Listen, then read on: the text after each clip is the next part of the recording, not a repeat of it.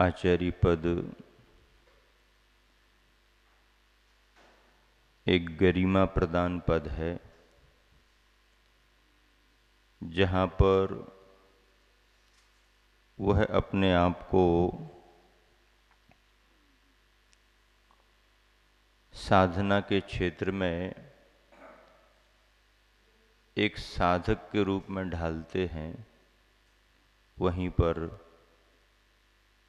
संघ को भी कुशलता से तैयार करते हैं और इसी के साथ समाज को भी समय समय पर मार्गदर्शन देते रहते हैं। आचार्यों का व्यक्तित्व अपने आप में अंतर्मुखी होते हुए भी बहुमुखी और विविध आयामी होता है। गुरुवर आचार्य श्री के व्यक्तित्व में ये सभी विशेषताएं सहज ही देखने को मिल जाती हैं।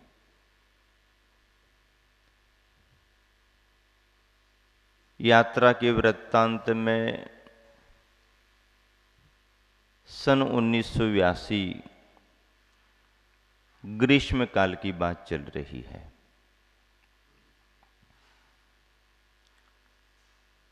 सागर में दूसरी बार सठखंडागम ग्रंथों की वाचना का योग बना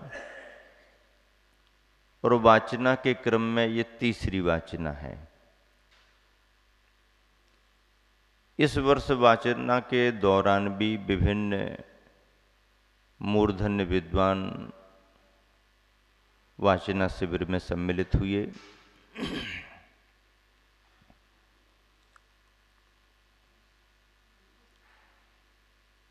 विशेष उपस्थिति के रूप में इस वर्ष जिनंद वर्णी,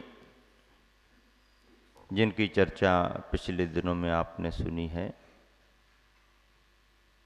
वो विशेष रूप से उपस्थित हुए। अस्वस्थ तो रहते थे,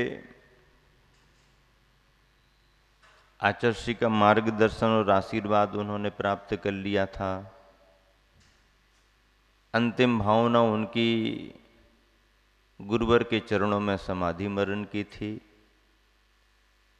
आचार्य श्री धीरे धीरे उनके साधना का क्रम आगे बढ़ा रहे थे। वो स्वयं में भी जागरूक थे। फिर गुरुवर का निमित्त मार्गदर्शन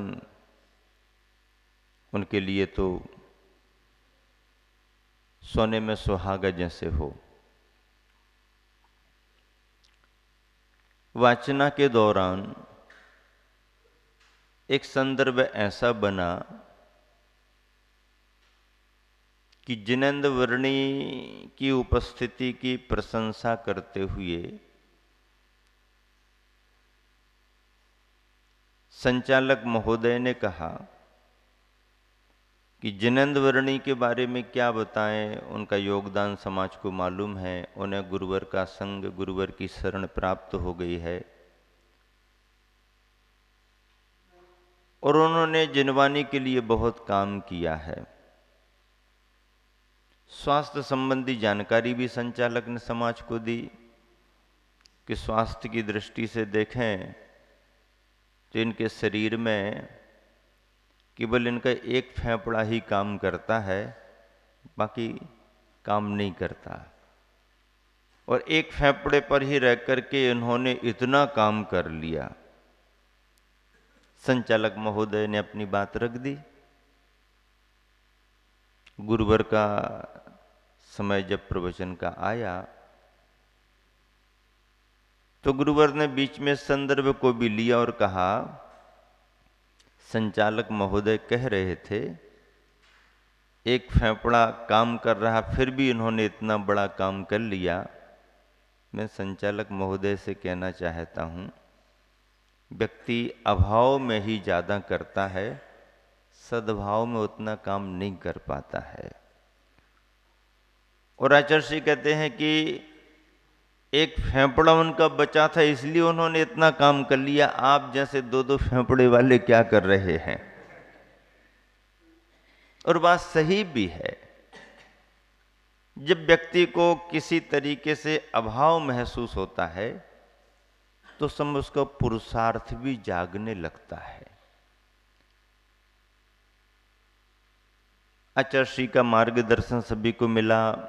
यथा समय वाचना का समापन समारोह पूर्वक हुआ, बड़ी अच्छी धर्म प्रभावना हुई। आखिरी में एक ब्रह्मचारी जी का और आना हुआ। वो ब्रह्मचारी भी मध्य प्रदेश बहुल बुंदेलखंड इलाके के प्रसिद्ध थे, अपनी उम्र के ब्रह्मचारी थे। हालांकि वो गृहस्थ अवस्था से निवृत्त होकर के इस मार्ग पर आगे बढ़े थे और बंडा के रहने वाले होने से ब्रह्मचारी राजा राम जी वर्णी वो अपने आप को लिखते थे। वर्णी एक तरह से साधु क्षुल्लक आदि ब्रह्मचारियों को लिखा जाता है। वर्णी राजा राम जी वर्णी, उनके शरीर की स्थिति ये बनी उस समय कि सारा समय उनका अच्छा बीता। कर्म धर्म संयोग से उन आखिरी के वर्षों में उन्हें पैर की जांघ में कैंसर का फोड़ा आ गया और स्थिति उनके शरीर की ये बन गई कि डॉक्टरी परामर्श लेने के भाव से, ऊपरी इलाज करने के कराने के भाव से उन्होंने जगह जगह एक तरह से दिखाया भी, सलाह भी ली, क्या हो सकता है, संभव क्या है क्या नहीं है। डॉक्टर तो अपना डॉक्टरी हिसाब से बताते हैं। उन्हें कुछ समझ में नहीं आ रहा था और फोड़ा काफी बड़ा हो गया था। बॉम्बे भी जाकर के उन्होंने दिखाया तो डॉक्टरों ने कहा कि भाई मैं इसको निकाल तो सकता हूं लेकिन आगे की गारंटी मैं नहीं ले सकता। ऐसा जब उन्हें ख्याल में आया तो उन्होंने तय किया कि अब बाहर की अस्पताल में नहीं, अब तो अपने जाने माने परिचित गुरुवर की अस्पताल में, गुरुवर के चरणों में ही मुझे जाना है। और बॉम्बे छोड़ करके वो सीधे सागर, वाचना का समापन काल चल रहा था, और पधारे। यथा समय उन्होंने आचार्य श्री से अपना निवेदन किया, परिस्थिति भी रखी, लंबा समय स्वाध्याय साधना में बिताया है, इस तरह का क्रम रहा, कुछ वर्षों से ये प्रॉब्लम आ गई है और ऊपर से जो अपनी भूमिका के अनुसार प्रयास उपचार कर सकते थे वो कराए भी, किए भी, लेकिन सफलता नहीं। और आखिरी बात अब ये सामने आई है और इसलिए मैं उस सबको छोड़ करके आपके चरणों में आ गया हूं। आचार्य ने सारी बात समझ ली और कहा कि ठीक है, अभी हमारी वाचना का समापन काल चल रहा है, शांति रखो, ऐसा ऐसा करना प्रारंभ करो और आपको यथा समय हम संकेत दे देंगे। वो अपने यथा स्थान पहुंच गए। ग्रीष्मकालीन वाचना के बाद सागर से आचार्य का विहार वही बंडा रास्ते से होकर के दलपतपुर और नैनागिर के लिए हुआ। चतुर्मास नैनागिर जी का सुनिश्चित हो गया। आचार्य श्री जिस समय सागर में प्रवास कर रहे थे वाचना के दौरान, उस समय एक प्रेरक प्रसंग ऐसा घटा जो आज भी मानस में घूमता रहता है। बड़े स्तर पर वाचना संपन्न हुई, काफी विद्वानों की उपस्थिति थी। सागर के वरिष्ठ समाज बंधुओं ने कुछ अंदर अंदर तय किया होगा। उस समय तो मैं ब्रह्मचारी था, तो उतनी जानकारियां और गतिविधियां मालूम नहीं रहती थीं, लेकिन मंच पर क्या हुआ ये तो सुनने में देखने में आ ही जाता है। तो हुआ ये कि इस वाचना समारोह के दौरान वहाँ के प्रबुद्ध कार्यकर्ताओं ने, जो विद्वानों से अच्छे परिचित समाज से भी हैं, उन्होंने अंदर अंदर तय किया और एक दिन प्रवचन सभा के रूप में आचार्य श्री के प्रवचन के पहले वहाँ के अच्छे समाज से भी प्रभावी व्यक्ति सागर चंद जी दिवाकर एडवोकेट बड़ी वजनदारी से बात रखते थे अपनी आचार्य श्री के सामने मंच पर। उन्होंने खड़े होकर के एक घोषणा कर दी। और क्या घोषणा कर दी कि आचार्य श्री के व्यक्तित्व और प्रभावना से प्रभावित होकर के सकल दिगंबर जैन समाज सागर इन सभी विद्वानों की उपस्थिति में आचार्य श्री को चारित्र चक्रवर्ती की उपाधि से विभूषित करते हैं।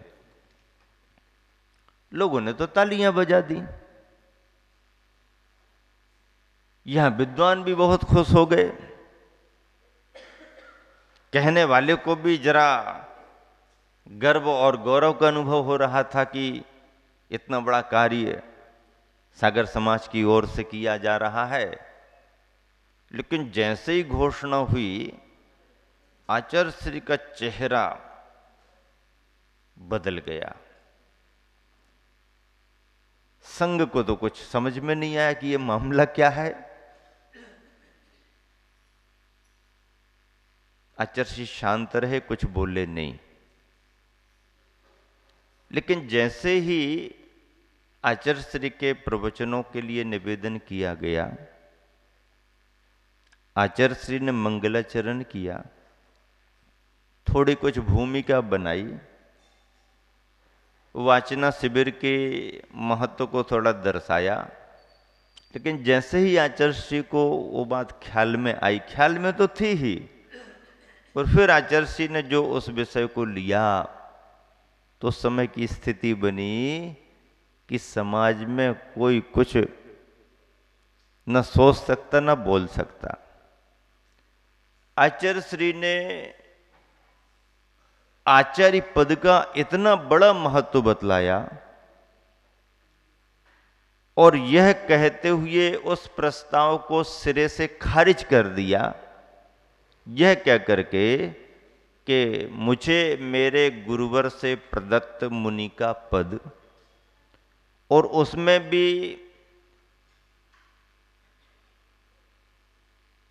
न पाने की भावना के बावजूद भी गुरुवर की कृपा और आज्ञा के परिणाम स्वरूप गुरु दक्षिणा में ही मुझे जो आचार्य पद मिला है, वह पद पंच परमेष्टियों में से मध्यम पद माना जाता है। और ऐसे पद को मैंने प्राप्त कर लिया है, तो अब इसके अलावा मुझे कुछ भी पाने की जरूरत नहीं है। और जो बात इस सभा में मेरे सामने रखी गई है, उसे मैं कदापि स्वीकार करूंगा ही नहीं। और ध्यान रखें सभी जन कि आगे से किसी इस प्रकार की कोई उपाधि मेरे सामने मेरे निमित्त से रखी ही ना जाए। और जिस लहजे में आचार्य श्री ने अपनी बात रखी और जिस अंतरंग के भावों को गुरुवर ने प्रकट किया, समाज में तो सन्नाटा छा गया। विद्वान भी सिर उठा करके देखने की हिम्मत नहीं कर रहे। आचार्य श्री ने जिस तरीके से उस पद के लिए नकार दिया और यह कहते हुए नकार दिया कि अरे भाई, मोक्ष मार्ग के पदों में आचार्य उपाध्याय और साधु के पद होते हैं, ये मोक्ष मार्ग में मिले हुए हैं, और आचार्य जैसा दायित्व मुझे मेरे गुरु से मिला है, अब इसके अलावा मुझे और किसी पद को स्वीकार करने की जरूरत नहीं।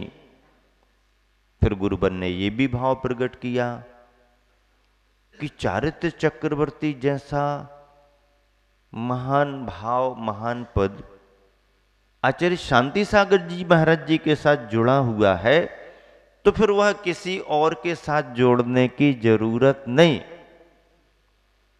और ही गरिमा बढ़ी। उस समय आचार्य श्री ने जो भी भाव प्रकट किया वह हर तरफ से विद्वानों पर डायरेक्ट प्रभाव डालने वाला रहा। इसलिए मैं बार बार कहता हूं कि जीवन में आज तक गुरुवर के साथ कोई उपाधि नहीं लगी। आप कहोगे कि पीछे ही तो लिखा हुआ है संत शिरोमणि, संत शिरोमणि लिखा हुआ है, तो ये संत शिरोमणि का संबोधन कहीं पर किसी समाज ने, किसी व्यक्ति ने, किसी सभा में, कहीं कुछ भी, यदि आपके पास कोई रिकॉर्ड हो, कहीं का कोई प्रूफ हो तो बताओ। ये कहीं किसी के द्वारा दिया हुआ या किसी के द्वारा दी हुई उपाधि नहीं है, ये तो जनमानस के अंतरंग से निकली हुई आवाज है। और आवाज कोई उपाधि नहीं होती है, आवाज तो उस व्यक्तित्व का अनुभव होता है। इसलिए ये आवाज कोई उपाधि नहीं है, ये जनमानस के अंतरंग का अनुभव है, जो उन्हें बार बार संत शिरोमणि कहता है। पर संत शिरोमणि जैसी उपाधि भी कहीं किसी ने दी नहीं। आचार्य श्री के साथ आज भी इतने लंबे प्रवास में उनके पद के साथ कहीं कोई उपाधि जुड़ी नहीं। लोगों ने जोड़ी भी हैं, लोगों ने बोला भी है, लोगों ने लिखा भी है, तो वो सब उन तक ही सीमित है। गुरुवर के मन में ना आज तक कभी कोई भाव आया, न कभी उन्होंने किसी तरह का किसी रूप में उल्लेख ही किया है। ऐसे गुरुवर की यात्रा वृत्तांतों में समाज के मध्य रहते हुए प्रभावना के क्षणों का अनुभव करते हुए गुरुवर त्यागी व्रतियों को भी यथा समय मार्गदर्शन देते रहे। और चतुर्मास का योग इस वर्ष सिद्ध क्षेत्र नैनागिर जी का बना। नैनागिर जी का सुरम्य वातावरण, तीर्थंकर भगवान, पार्श्वनाथ भगवान की समोसरण स्थली, पंच ऋषि राजों की निर्वाण स्थली अपने आप में स्वाध्याय साधना में अनुकूलता प्रदान करती है।